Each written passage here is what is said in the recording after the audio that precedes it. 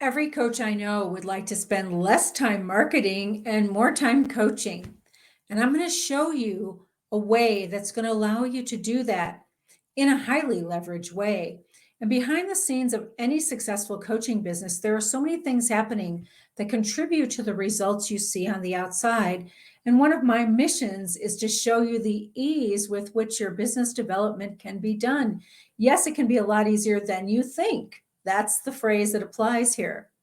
So, I want to talk about three key coaching competencies that can make growing your coaching business so much easier. It's Karen Cappello, and I support executive coaches who want to grow their businesses with ease and joy.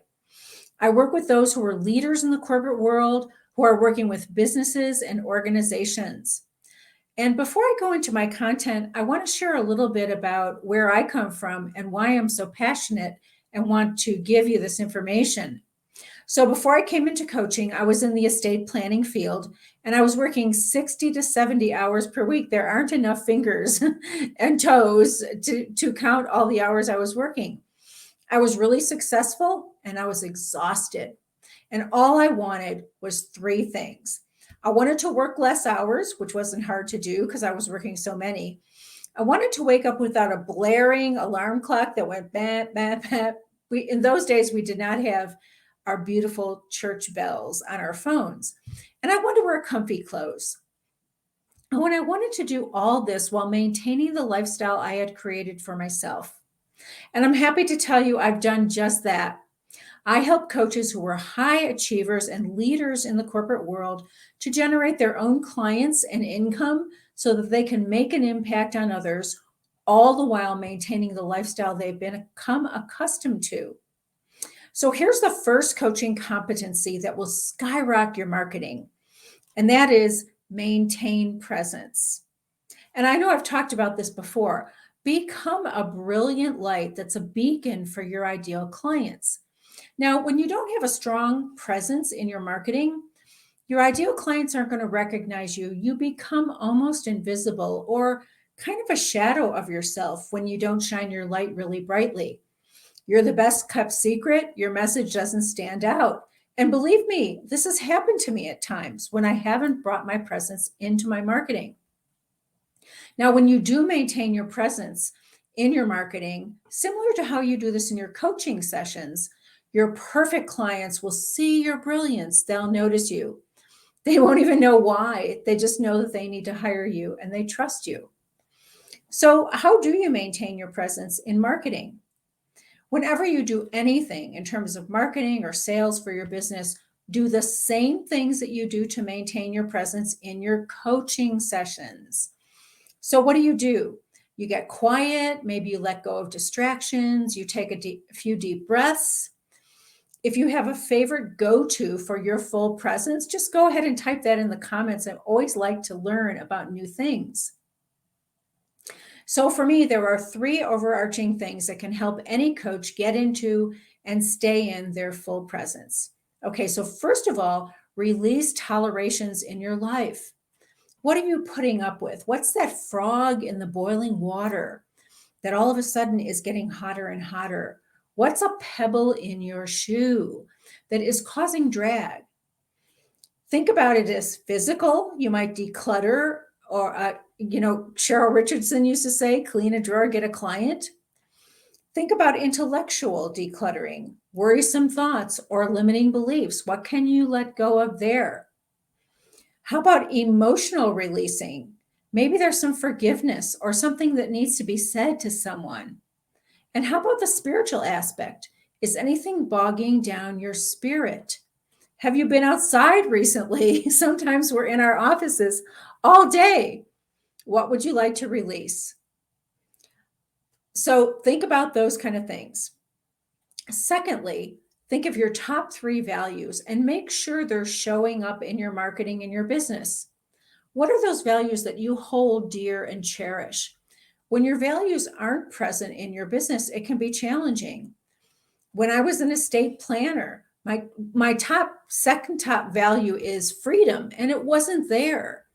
I was not free. I had a boss that wanted us to get in the office before 8 o'clock and leave after 6, and the hours were just grueling. It was unsustainable for me with that value that I had. So when I honor my top values, it's really easy to be present in my business. I honor my values now. So say I get a no from a client I really want to work with. I can see it as rejection is protection rather than rejection. Being protected. I know that there's another client on the way and a better one and a better fit for me. I feel strong and not needy. My clients come for intensives, not boot camps. So I don't do boot camps. Those are not within my values, but intensive, deep, transformational stuff, that is. So many ambitious high achievers have loved my ease and joy tagline. That's what they're looking for.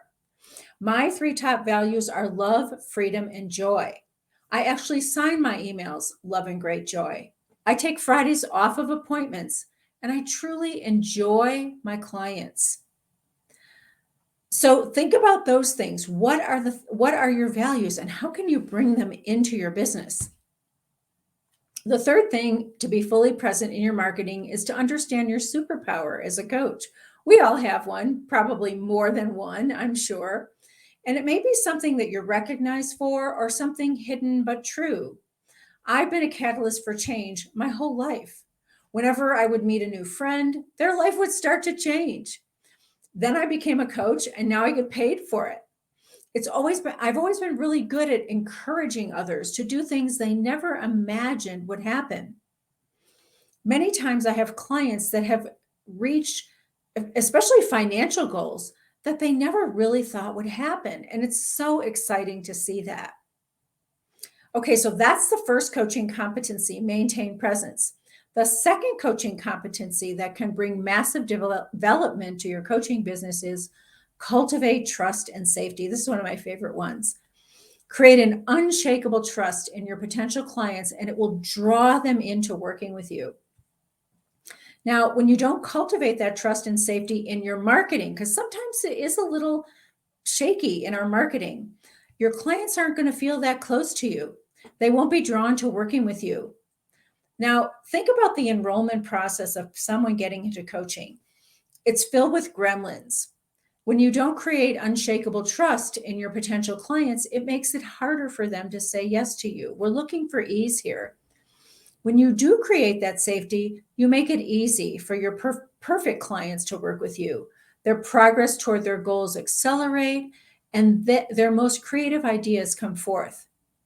So let's talk about creating safety. How do we do that? Number one, have one audience in mind. There's a quote out there that says, it's about a presentation. Creating a presentation without an audience in mind is like writing a love letter to whom it may concern. So we want to write that love letter in our business to one special client. In this way, you can speak right to their heart and soul. They'll know that you care about them. They'll get that you understand. And I personally work with coaches in their business development. I understand their struggles. I've actually made millions over the past 20 years by literally writing love letters to my clients and students. And I start out every email that says magnificent coach that I send out. And I truly feel this. Anyone who gives their time, talents, and treasures to helping others is magnificent. I know you are. And I close with love and great joy, and I send it out to the world. These are things I can do in my own business that I could never do in the corporate world. And I just really relish having that freedom. There we go. Okay, the second way of creating trust is this know, like, and trust factor. You've heard of this in marketing. When your clients know, like, and trust you, that they will come and work with you. So I had a coach years ago who said, turn this around. Turn it around on them. When your clients know that you know, like, and trust them, they're going to want to work with you. And when I think about it, I've done this with every coach I've hired. When this know, like, and trust factor is not there, the safe space for growth can't be found. If I think my mentor or my coach is judging me, I can't be vulnerable or find my best ideas. When I know that they know, like, and trust me, I can be myself. I can bring my full self into coaching and marketing and explore new ways of growing my business. When I started with one of my coaches a few years ago, he really does this. And I was able to make $100,000 in 1 quarter because I knew that he knew me, he actually liked me, and he trusted that I could do this. So that's the second part of the know, like, and trust. Trust factor of competency. I'm getting mixed up with it. Trust. It's all about trust. The third thing is know their challenges. Okay. Marketers talk about pain points. You got to know your person's pain points. I like to say, let's understand the challenges that your clients are facing.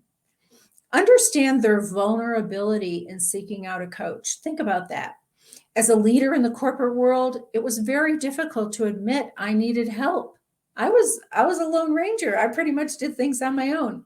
It was hard to face the fact that I didn't know everything I was expected to do. And the thing is, why would I? Even though I excelled at everything I did, there were some things I'd never been taught that I had to learn from scratch. As coaches, we want to articulate the challenges in a way that our clients know that we understand. And I personally really understand the feeling of needing help and not wanting to look like I didn't know what I was doing.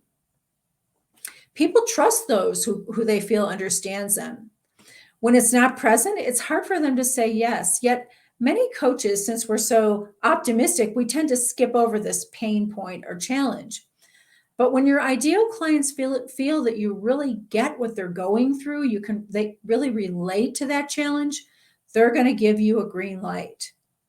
My clients say that they feel really understood by me. And it is true. I do understand. I've been there. So those are the first two coaching competencies. I want to talk about the third coaching competency that will gain you a steady stream of clients. And that is embody a coaching mindset. So we've been to maintain presence. We've looked at creating trust and safety. And now we're going to talk about embody a coaching mindset. This is about utilizing your openness and creativity and curiosity to create transformation in your perfect clients during the marketing process. So when you don't have a coaching mindset in marketing, you may have your own agenda when you're talking to potential clients. You can start to push a little bit, and this is unconscious, and they'll start objecting. I don't have the time. I don't have the money to do coaching. When you have this coaching mindset, you're really open and flexible to whatever happens. And crazy enough, clients come in from out of the blue.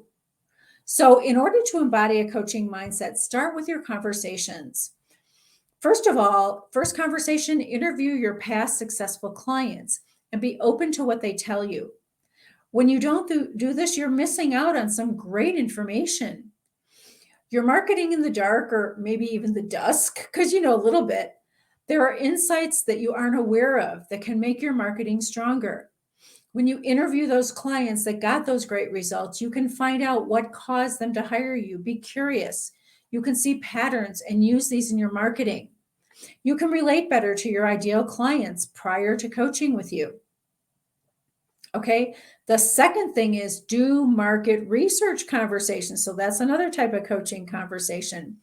With the mindset to gain information and get opinions. So you don't want to do market research conversations to bring clients in necessarily. You just want to get opinions. When you don't do these conversations with potential clients, you miss out on some very valuable strategy. You might feel awkward reaching out to others for the enrollment conversation right away. You don't know where to begin a conversation that could lead to a client hiring you. But when you do these valuable market research conversations, you get information and insights, and you can get clients too. You can get referrals. You can get ease. Your potential clients will write your copy. They'll design your programs. They'll even help you set your pricing.